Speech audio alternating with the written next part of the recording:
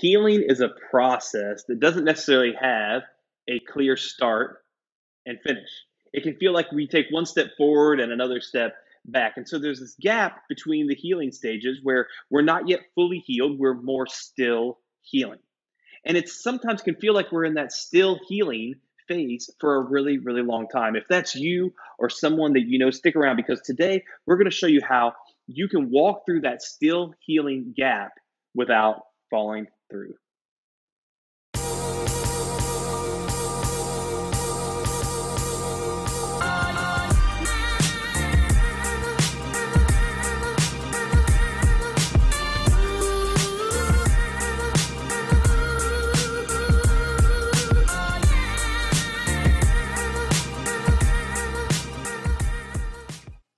Hey, I'm Evan Owens. This is the Reboot Recovery Show where we're overcoming trauma together and embracing a brighter future. Really grateful that you're here today. If you're listening to the show and you have been for a while and you'd like for us to address something on the show, email it into us, info@rebootrecovery.com, or find us on social media, which is at Reboot Recovery. We would love to hear from you. We don't have a show unless you submit questions because we're not that interesting. We don't have that much to share, but we are each week I'm joined by these amazing co-hosts, and we've been talking about some incredible topics. Let me just quickly introduce them again to you. Adam Davis, author of some incredible books, both on trauma but also on discipleship, is with us. And then Dr. Brooke Keels from an amazing ministry, Mercy Multiply, which helps women who are dealing with life-changing or life-stuck situations heal. And somebody that I've learned a lot from as well. So thank you to you both for being here. I feel like that was probably not a very good introduction of Mercy Multiply, but I feel like I did a good job with that. And did I call it Mercy Ministries or Mercy Multiplied? You call it Mercy Multiply, but people can Google. Okay. They'll be fine. Okay, well, good. Yeah. It's both because mercy is being multiplied, which is good. Yeah. And Adam, you are up to what now? Almost 65 or 70,000 copies of your two books of your books have been sold now. Is that right? Pretty close. Yeah, it's really incredible considering nobody knew who I was, and a lot of people still don't know.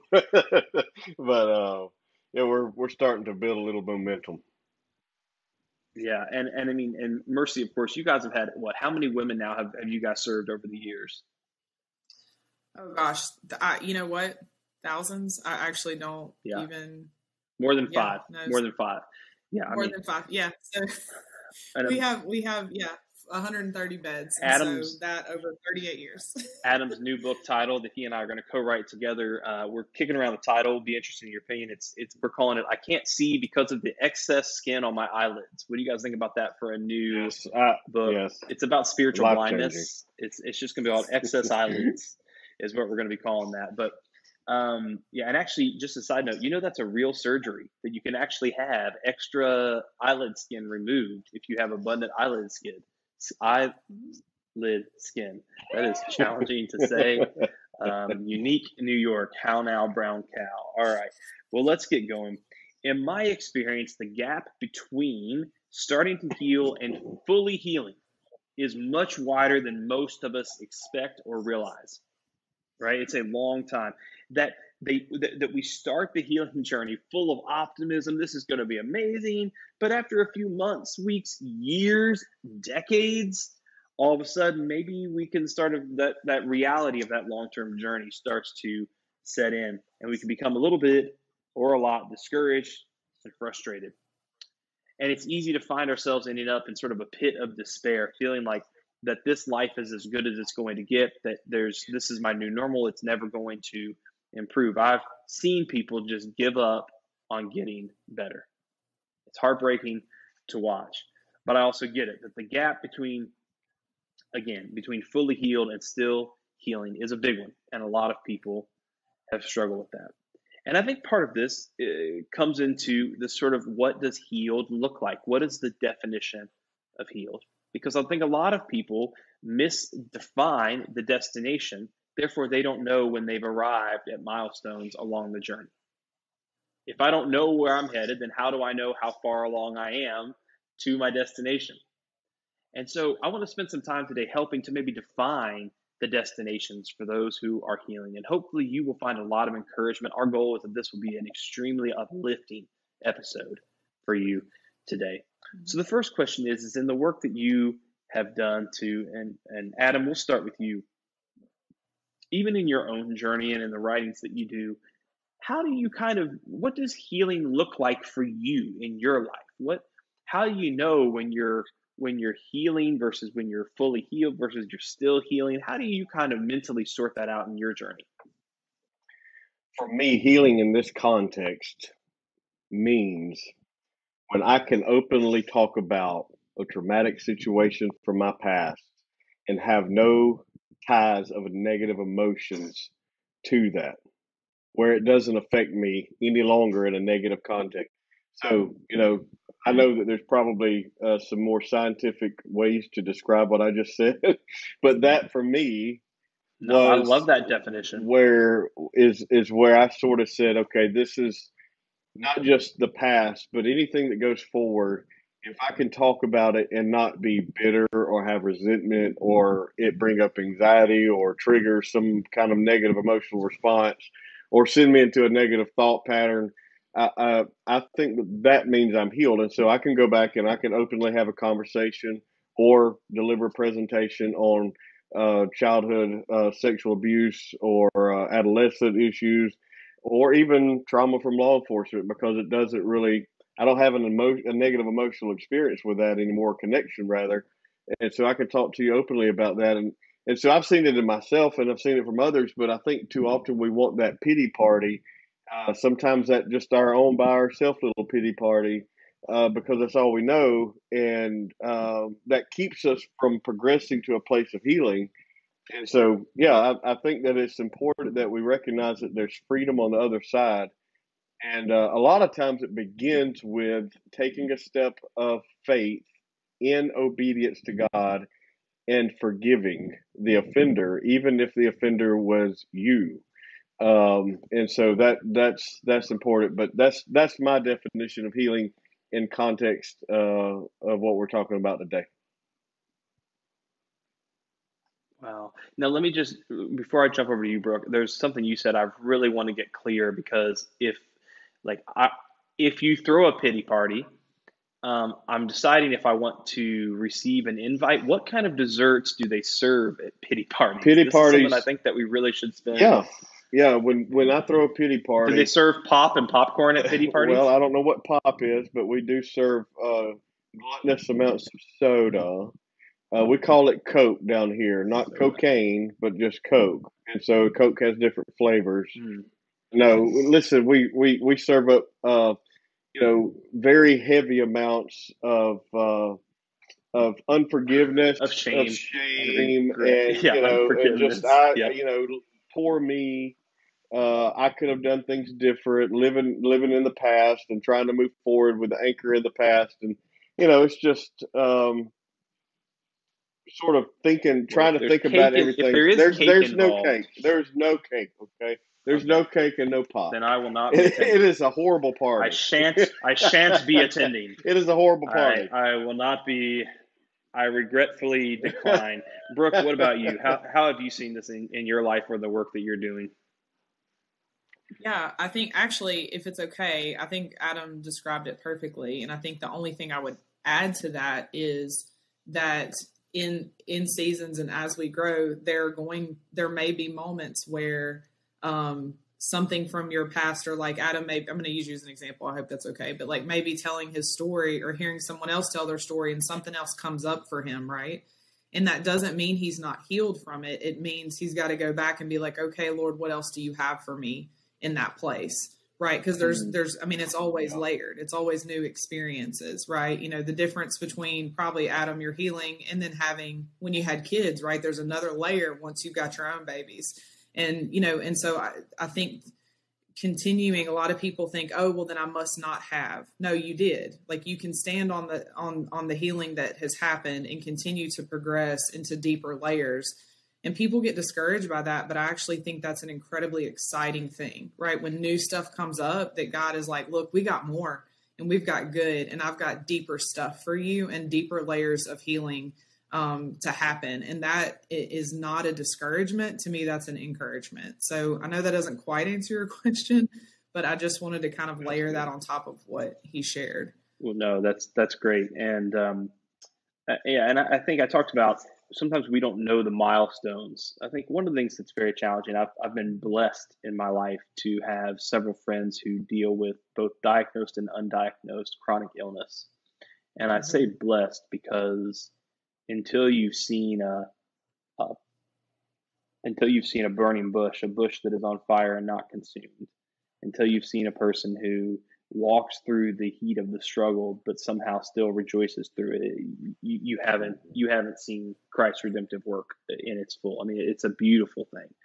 And I say that because I think sometimes people think I'm only healed or healing when my symptoms are getting better. If my symptoms are getting worse or staying the same, I am not healing. Tell me a little bit, is that true? Is that true? Brooke, you're shaking your head. No, I can see it on the No. video here. Tell me why that's not true for our listeners. No, not at all. When you start walking through healing, this is when the things come up because you have to actually deal with them. Everything before that point has been shoving it elsewhere or medicating it or numbing out or doing whatever you have to do. And so once you really, and that's what most people are scared of. And what I tell them is you may feel like you're emotionally going to die when you start your healing journey. Yeah. The difference is the other side of it is freedom in life. If you stay where you're at, you are going to die Right. and not be free. So yeah, one feels really bad. It does, but that's why you have to have those people with you, walking alongside you in that process, the support that you need. Hey, this feels really bad. That's right. But you know what? Last week, you couldn't even talk to me about it, and now you can, or whatever kind of the thing is to kind of move somebody forward. So that's part of why we avoid it is because the feelings are terrifying and all the stuff comes up. But again, I mean, and I know this is from a counseling standpoint, but that's exciting. That lets us know, okay, well, tell me why that ticked you off so bad because you haven't had any feelings for 5 years. So why did that make you mad? Let's find out what's behind that, right? Like that gives us something to figure out and take to the Lord. So that's great. Yeah, that's so good. Adam, what do you think? Is it if my symptoms are coming or going? Do you agree with what Brooke said, or do you see it a little different? I agree. I think that it's we're not talking about we're not talking about a cut on the arm, or we're talking about stuff that you can't see, and it's and for the most part, we really just the average everyday Joe or Sue doesn't really fully understand what's going on inside of us and inside of our minds and our hearts and I think as long as we understand that it's okay that we're making progress, healing is often a progressive thing. It takes time. Um, I think that God still does miracles. I've seen miracles. I am a miracle. And but for the most part, the miracle in my life uh, took decades to develop, and it was progressive. And so, understanding that how God heals person over here as opposed to person over here isn't the same. And you could put 15 people on the same path, Wow. and they're all going to see different progress at different milestones because we're uniquely created in the image of the Creator. And so how we respond to Right. those things. So yeah, I think she's spot on. Yeah, I think that's a really good point. And this was prompted from an email that we received. Um, it was from a woman named Amy, and I'm just going to read a portion of the message for the sake of time. It says, I've been at it for so long. I've been in one form of therapy or another for over a decade, and I'm just over it. I'm over getting tested, poked, and pushed through the waiting rooms at doctors' offices. I'm tired of being a patient and everyone seeing me as a work in progress. I'm tired of getting my hopes up that this treatment will change things and then finding out that it didn't work. I'm just tired. I'm struggling to accept that this is my life and it will be forever. My symptoms aren't going to change. They are what they are. I'm not giving up. I'm more just giving in, just accepting this reality. Honestly, it's a relief to stop chasing the healing. It's a That's a powerful message. It's a powerful message that I think really gives us insight into the mind and the experience of what it's like to struggle to heal. right? And if we're listening, maybe some of that you thought, wow, I have had those exact thoughts before. Or maybe you go, that must be how this person feels. That makes a lot of sense now, right? And I think that's really helpful. I wish I had time to read the whole message, Oh my but I goodness. don't. And I think I totally get where she's coming from personally. I mean, the amount of mental and emotional energy it takes to hope for something better can be exhausting. And if it doesn't happen, it can be a blow that is just really tough to bounce back from, right? When you get your hopes up, hopes are a dangerous thing in that way. Um, and I think I could print this out, take it into conversations that I've had, and say, "Is this how you feel?" And the person would say, "Exactly, word for word. That's how I feel." So I get it. I really do. Um, I guess let me start by just asking this question: what are your reactions mentally, emotionally, sort of spiritually, psychologically? What are your reactions to her part of that message? Adam, what was your reaction? My reaction is I don't know what it's I take for various reasons. I get a shot on Monday, I get a shot on Tuesday. I have to give blood every 2 months, and I'm opening up. I'm like being super transparent with you, and I get blood work done every 3 months, and for various health issues. And but I look at it from that perspective. I'm like, there are times I'm like, good grief, man, this is a lot just to keep. I feel like Iron Man in Yeah. the in the movie. Like if he doesn't have this thing in the center of his chest, he doesn't exist. And if I don't do these things, I'm not gonna make it. And that's how I feel. I know that's not the reality, but it's how I feel. But I also go back to where I was in a patrol car when alcohol was sort of like the thing that kept me going instead of doing the right things. And I got into a patrol car, and that was the day I was going to end my life. And that moment, I surrendered. And it doesn't sound like you're quitting. It sounds like you're surrendering. And healing isn't to be chased or pursued. It's sort of like a progressive thing. Like you're building muscle, and it develops and it builds and it layers, and you just take the axe and keep chopping away. But it's okay to rest. It's okay to be tired. It's okay to be emotionally exhausted and mentally exhausted from the process that you're Mm, going through. And I don't know everything you're going through, but I can tell you that where you are is perfectly okay. You've recognized it. Take a breather. Take a breather. But I encourage you to stay in the fight and recognize that taking a break is okay, but don't quit. I don't know what don't quit means to you mm, because it means a little different for everybody.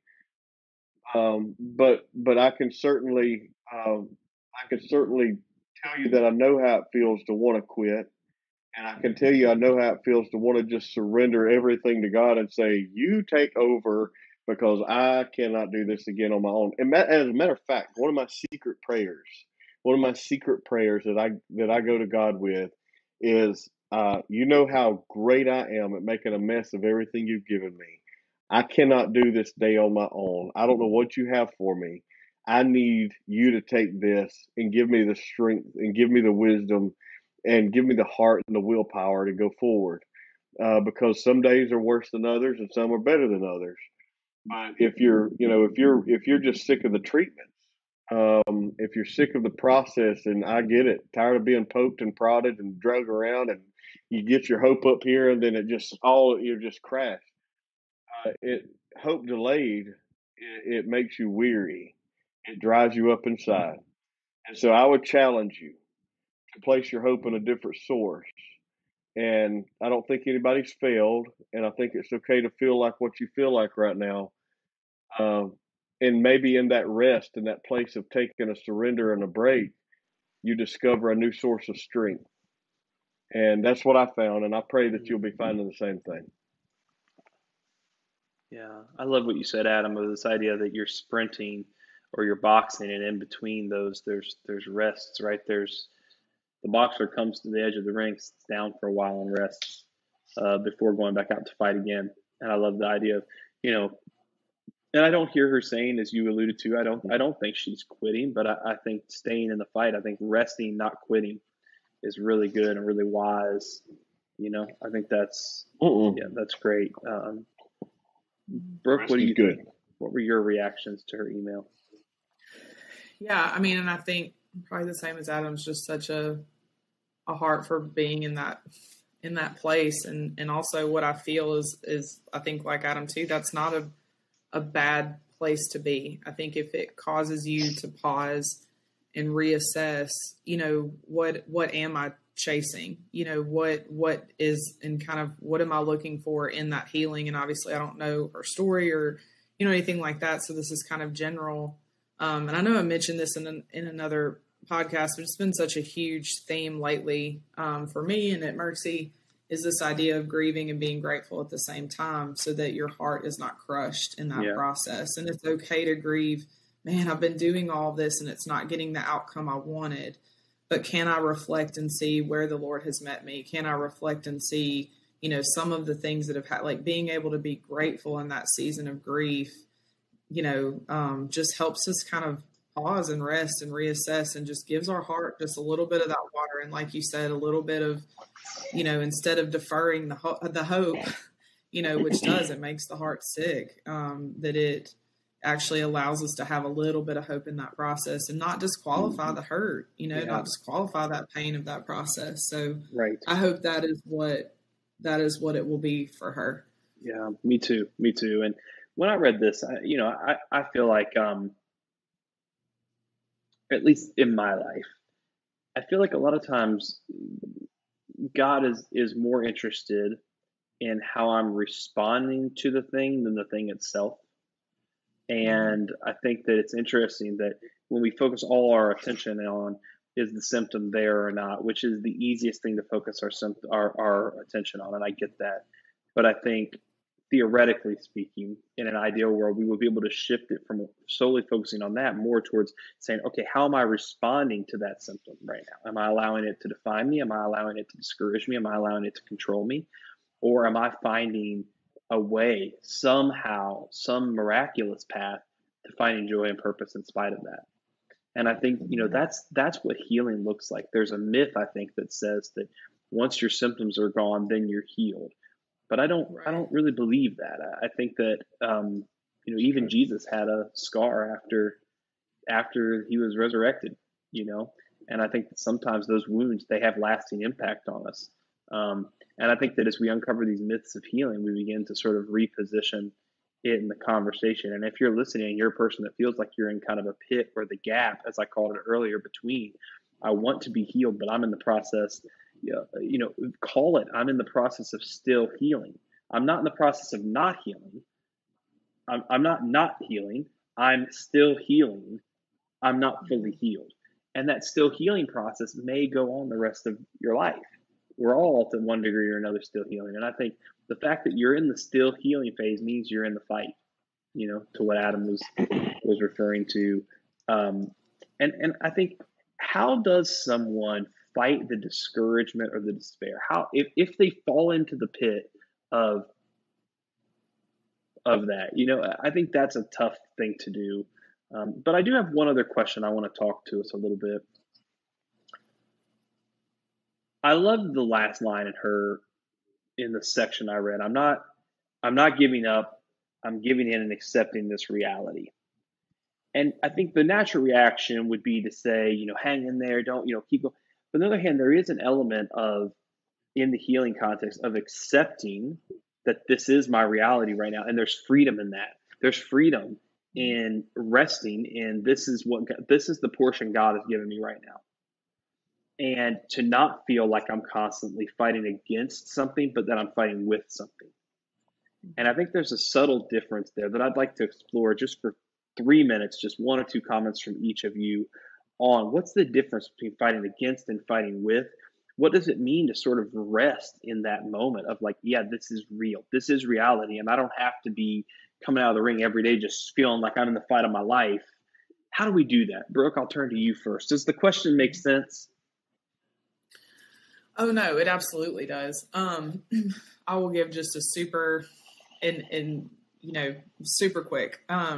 So I struggle with severe migraines, and I had gotten to a place where every time I would get a migraine, it was just like, I guess I'm just being taken out by the enemy, right? Like it had become this focus of every time this happened, that this awful thing was happening to me.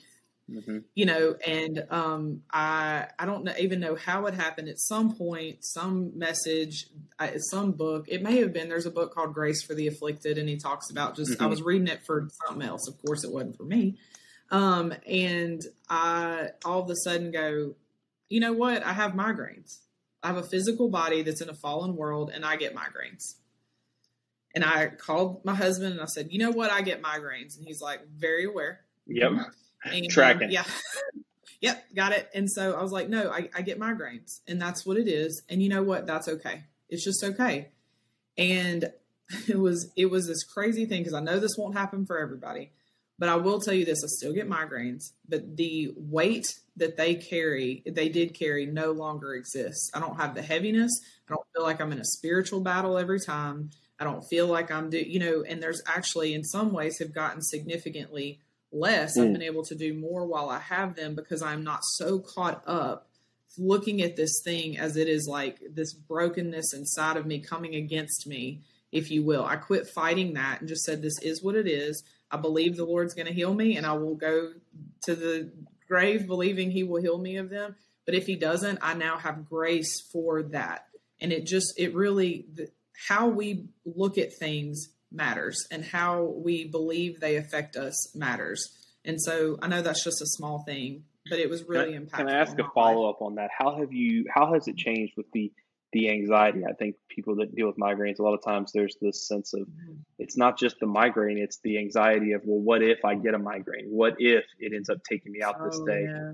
And I think sometimes for a lot of people listening, that's just as bad as the migraine itself, because you get this, then you get phantom migraine, you get phantom migraine symptoms, right?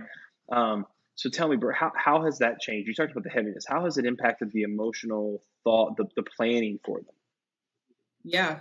So what was really funny is that I would, for a while, had a pattern of only getting migraines on my day off. So I tended, past tense, to work about 80 hours a week. I would have a Saturday off, and of course I would get a migraine. So my one day to rest, it just ruined my day. Yeah. And then at one point I realized, like, oh, you mean your body can't do anything but work, and the second you rest, it's mad at you? So yes, that is true. Well, then it became, we've got like Scott's birthday coming up, and I'd be like, oh, of course I'm going to get a migraine, and it's going to ruin the whole day. And I would literally just set every thought up to just that day to be failure. And we're talking about years of this, and it sounds so ridiculous when I look at it and say it out loud, and I'm counseling people, telling them to do the thing that I am not doing, but when I accepted this as it just was what it was, and then it became, and you know what, if I get a migraine on Saturday, I get a migraine on Saturday. And if I get one at the birthday party, I get one at the birthday party, and it's going to be fine. And I don't really care anymore. And I just kind of let it go. And then I quit getting them on birthdays, and I quit getting them on Saturdays.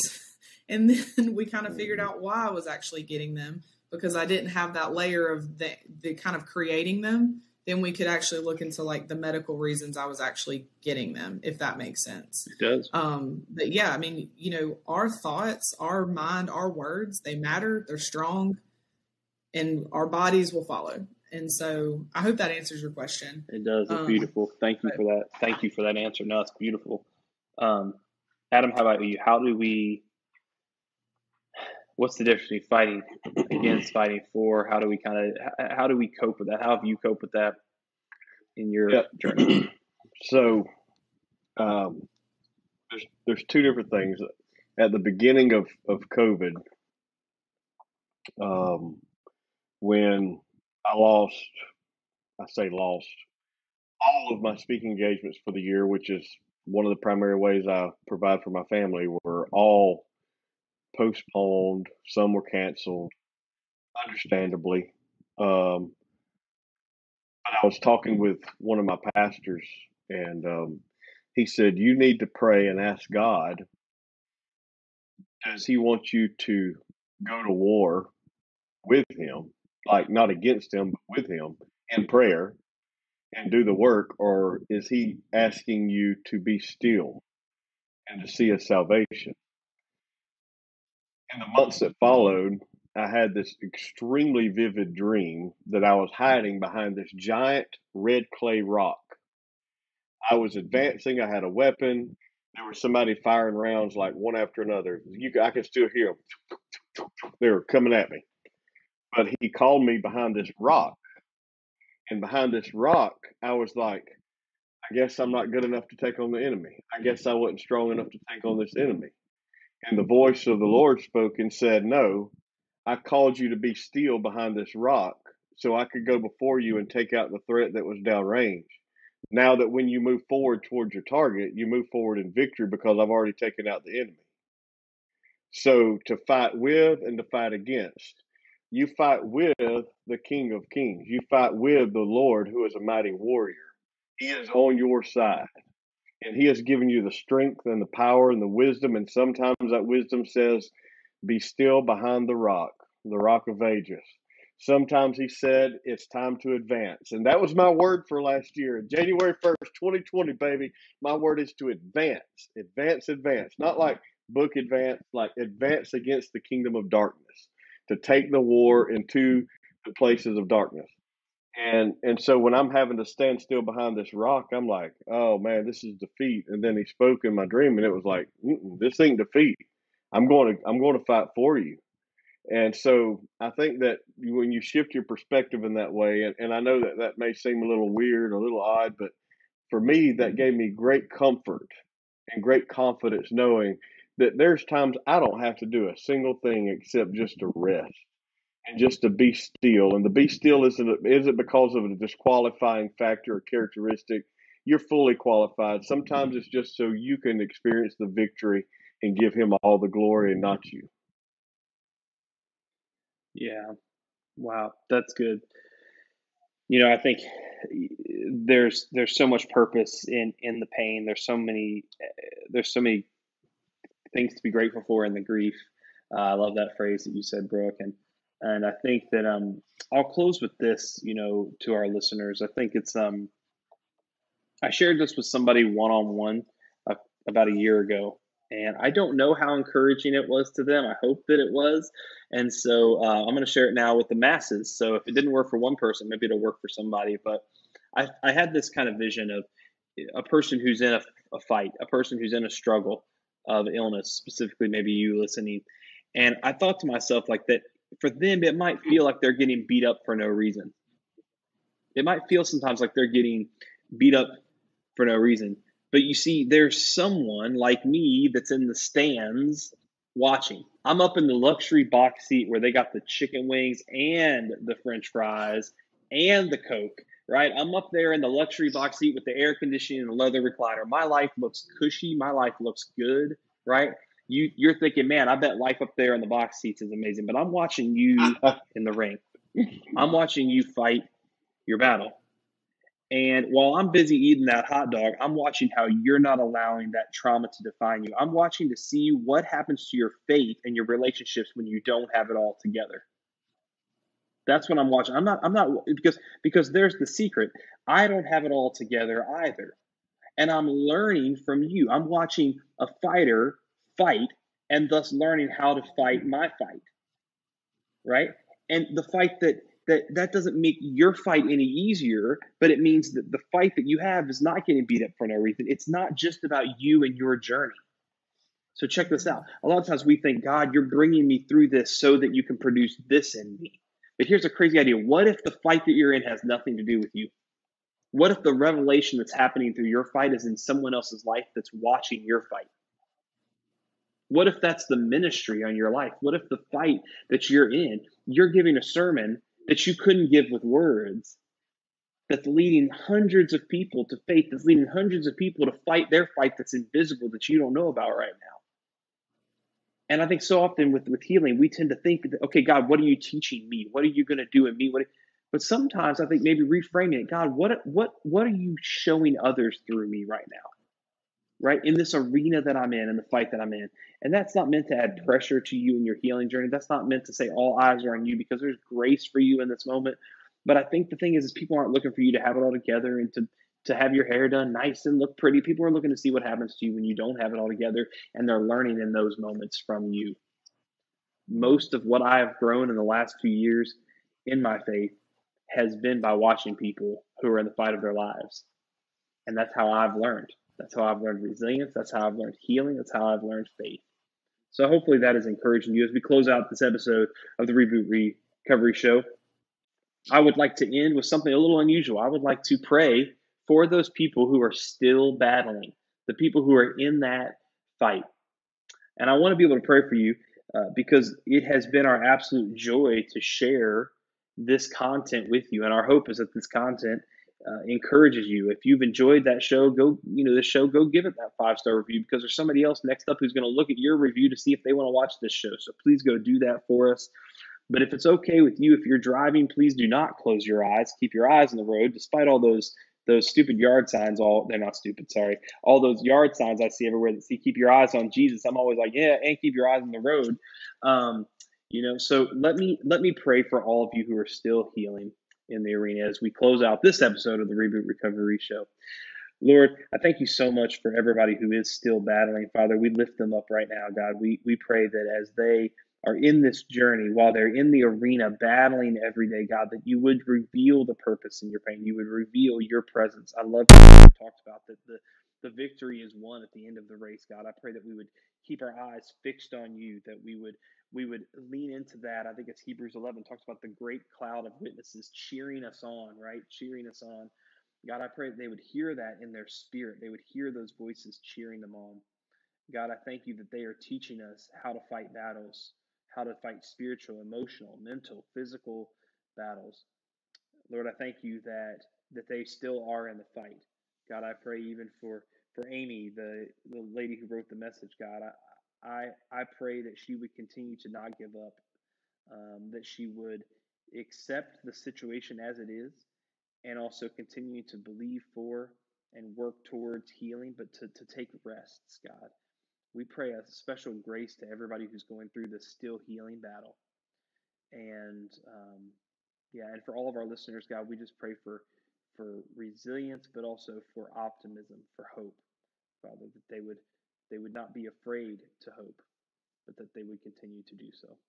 It's through your Son we pray. Amen. Thank you again on behalf of Reboot Recovery, on behalf of Mercy Ministries, and on behalf Mercy Multiplied, and on behalf of Adam Davis. Thank you so much for listening to this episode of the Reboot Recovery Show.